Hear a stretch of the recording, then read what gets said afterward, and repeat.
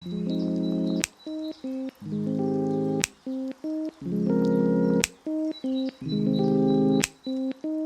to a brand new season of AI with Sally, an EE Times podcast that brings you inside my conversations with luminaries of the AI chip industry. Today's episode is brought to you by our sponsor, Synaptics. Synaptics has recently partnered with Google to add an open source AI accelerator core that Google's developed to Synaptics' next generation of its Astra line of IoT chips. And I'll be going into this announcement in more detail with Nebu Phillips, Senior Director of Strategy and Business Development at Synaptics, and Billy Rutledge, Director of Edge AI at Google.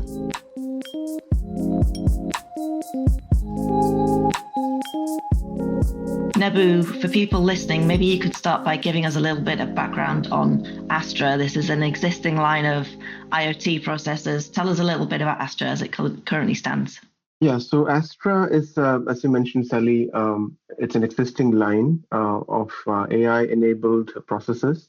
We announced the Astra platform just over a year ago, and it comprises of ARM-based SoCs with built-in AI accelerator engines that are very much targeted, designed, and built for the IoT. So we see that, IoT, the market itself is quite fragmented almost by definition. And a lot of people are trying to make use of silicon that is defined for some other markets and trying to make it fit into the IoT. And in many cases, the experience, whether it is cost or power or performance, is sort of less than ideal. So given Synaptics' DNA and legacy into human-machine interaction technologies over multiple decades, so we've come out with this line of processing solutions, which pair very well with our connectivity portfolio that is very specifically targeted for an IoT space that is becoming what we call very AI native. So all these different modalities, right, whether it is vision or audio or voice or graphics, all these functions are inherently becoming more AI aware. So we want to enter the market with the right class of silicon that is built from a performance, cost, and power standpoint that is ideal for these workloads in IoT. So that's what the Astra processor line is all about. So tell us about the nature of this deal between Synaptics and Google. What have you agreed and what's going to happen?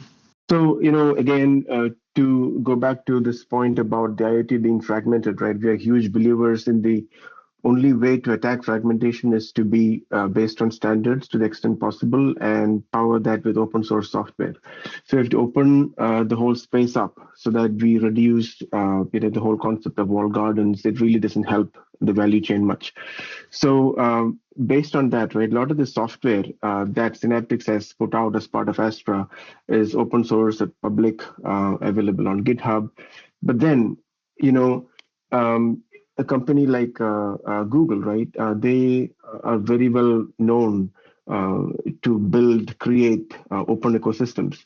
So this current engagement for Synaptics with Google is an engineering and a research collaboration that is built and based on open source software and standards that is targeted at bringing a bit more of an order to how we do things in IoT, especially targeted at a lot of the different classes of devices, whether it is consumer, enterprise, industrial, subsegments within the IoT. So we are very excited about working with Google to sort of, define and clean up a lot of these best practices so that a lot of innovative solutions can be brought out with AI built in for this space. So it is a research collaboration, and we're very excited about moving forward with our partner like Google on this. So why is it a collaboration and not a license? I think you mentioned a research partnership, like you're going to be working together on this, right? That is right. So, this is, there are, as I was saying, right, there is a need to plug a lot of these gaps about best practices on all the way from build frameworks to integrating the right kind of accelerators in a way that is scalable from low, mid, high kind of performance tiers across the vendor portfolios.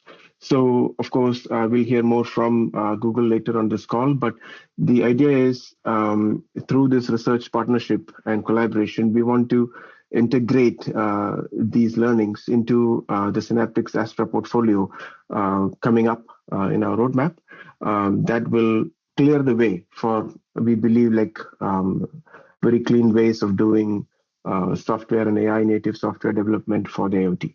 It's a lot of things that we still need to build on and define, and that's why we're calling it a research and engineering collaboration. Fantastic, thank you. Billy, I want to hear all about the Kelvin core, but before we get there, maybe we could just set the scene a little.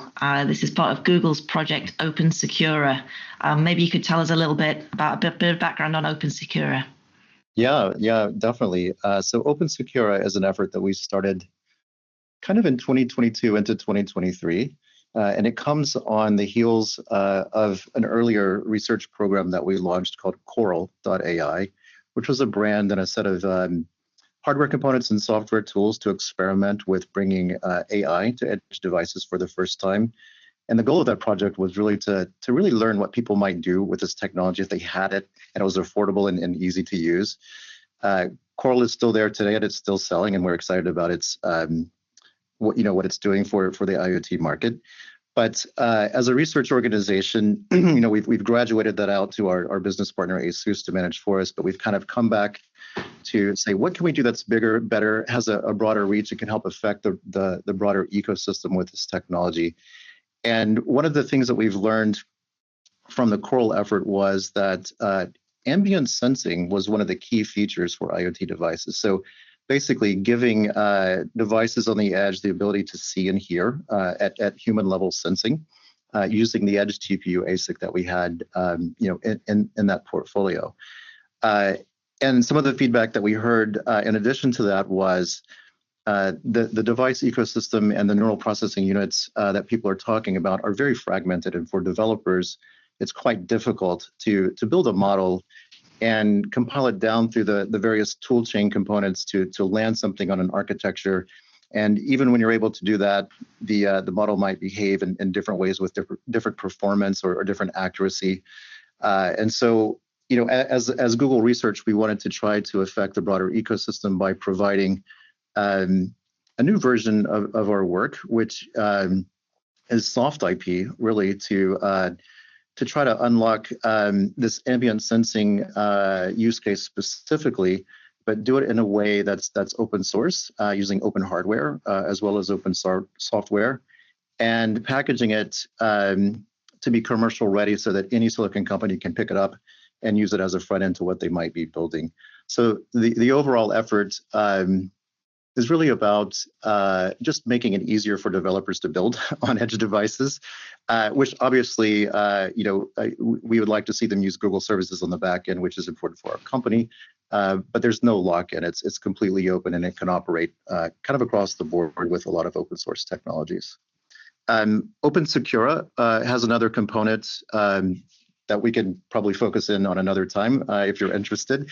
But private ambient sensing is the theme of Open Secura, and the goal of that project was to release system designs that have not just a machine learning accelerator component, but also an architecture that provides the right level of security guarantees to build user trust. So as devices are aware of your surroundings, they see what you see, they hear what you hear, can we protect that highly sensitive user data on a device in a way that gives users a strong sense of trust?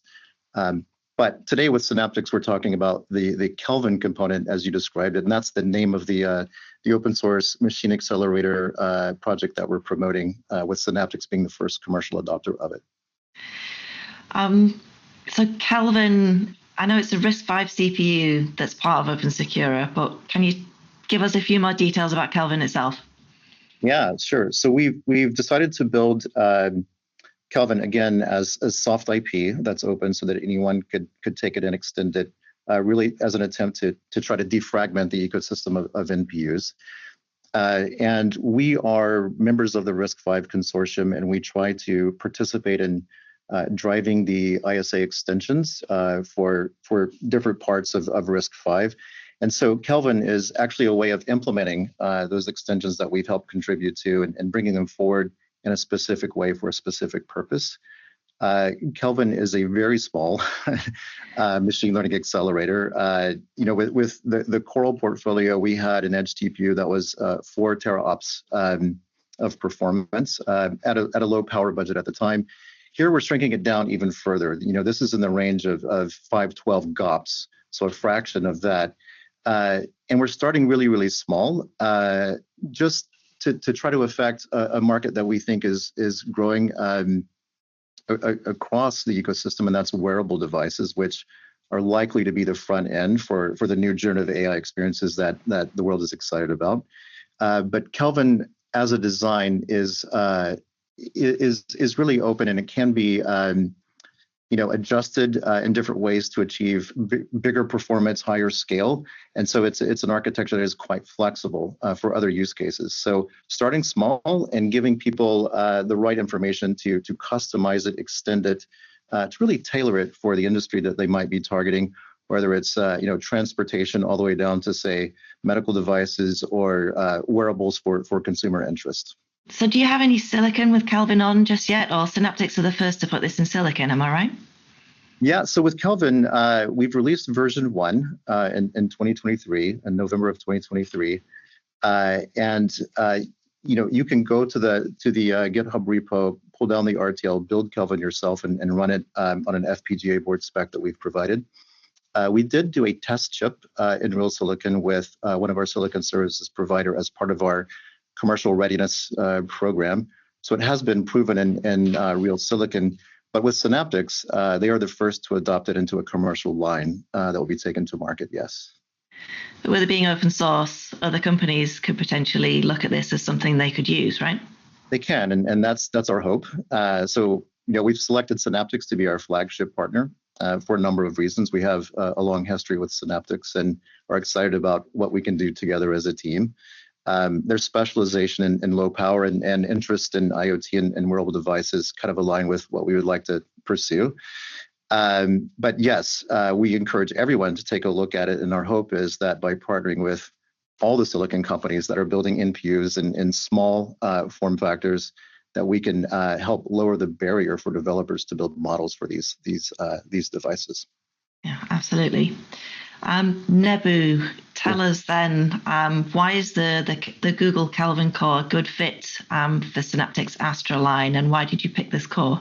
So this has been the result of our joint partnership and discussions over many months, right, Sally? So, and to Billy's point earlier, I think there was quite a good overlap in the market focus and the device and the form factor focus for both companies, for Billy's team at Google and for Synaptics. We've been in IoT markets for decades, so we understand the space quite well. And for Synaptics, we've had AI accelerators built into our silicon since 2018. So that's been supporting some of our vertical markets. So what we've done as part of making Astra a broader platform is take all the learnings from how we've done that for certain targeted vertical markets and open it up to a broader base. So supplemented with open source AI frameworks. And again, to Billy's point earlier, right? If you look at the whole software and the stack, the language around models and frameworks and driven by companies like Google, that's becoming a lot more common. You can talk about the TensorFlow ecosystem, you can talk about PyTorch or Onyx. So that language is becoming a bit more common. But the moment you step into the world of models, into how you compile them, it becomes very fragmented. That experience sort of breaks every license said. Nothing's that open about these compilers just yet. A lot of even silicon vendors have their own tooling. So that is an area that we understood very early on. It worked very well with priorities for Google. So we want to see how open and standards-based we could make the entire software stack. So it was easy enough for us to understand Google's priorities here, and along with the alignment on the markets, right? So we integrate this together in silicon and to set the stage for broader adoption for AI-enabled workloads for IoT. And for Synaptics, right, it's about integrating our IP together with the Kelvin core and make it better together for our Astra portfolio for the IoT market coming up. So some Astra parts already have an NPU. I know you said you'd had an AI accelerator in there in the last few years. You're not going to replace every NPU in the line with this Kelvin core. This is Kelvin's relatively small, and some of the NPUs you've got there are like 8 TOPS, right? Right. So today, that's one of the things that we see, right? So there are quite a few solutions out there in the market that are in the very small TOPS. And then you straight up jump into multiple tens of TOPS. And why that is because it's defined for maybe a smartphone market or, a PC market. So we do see a clear gap already today in sort of that sweet spot range already. So that's where some of our current solutions play within the, high single-digit TOPS, especially for vision-based AI applications. It fits well. So that is a focus area for us. But again, this is not a point solution that we are talking about here, right? So even as Billy mentioned, scalability in the first generation Kelvin core from 4 TOPS down to half a TOPS. So not about addressing just one point solution. The whole idea is to have a platform that can scale down into the GOPS range into multiple, whether it is tens of TOPS. So the whole thought process is about a platform and scalability. So that, that also becomes an easy way to address fragmentation. And then you can, other silicon vendors, right, can innovate based on the best practices that form the foundation of such a platform. So that's where we're coming from.